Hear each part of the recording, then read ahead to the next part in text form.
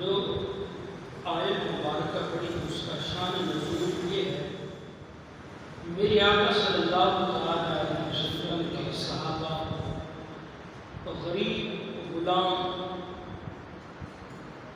کلمہ پڑھ کر جب مسلمان ہو گئے تو میرے آقا کی نگری میں بیٹھتے تھے۔ حضرت بلال حبشی، حضرت عمار بن یاسر اور حضرت صہیب رومی رضی اللہ تعالی عنہ اجمعین میرے آقا کی بارگاہ میں ہر وقت رہتے تھے۔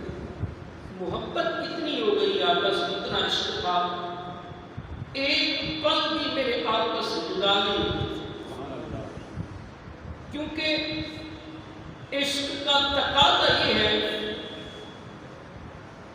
محب جو ہوتا ہے وہ چاہتا ہے کہ میرا محبوب میرے سامنے رہے۔ عاشق یہی چاہتا ہے کہ میری معشوق میرے سامنے رہے۔ طالب یہی چاہتا ہے میرا مطلوب میرے سامنے رہے۔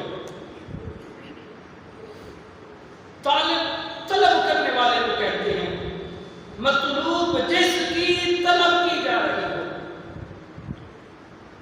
میرے آقا صلی اللہ تعالی علیہ وسلم کے صحابہ محب تھے، میرے آقا محبوب تھے صحابہ کے۔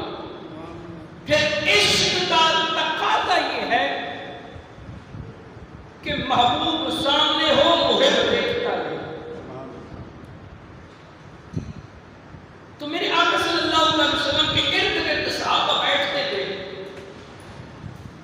تو جو مکہ کے بڑے بڑے سردار تھے، مال و دولت والے تھے، ان کے پاس مال دولت تھا، بڑی جگیریں تھی، ثروت تھی، ان کو یہ اچھا نہیں لگتا تھا کہ ہم جائیں حضور کی اطاعت کرنے، ہم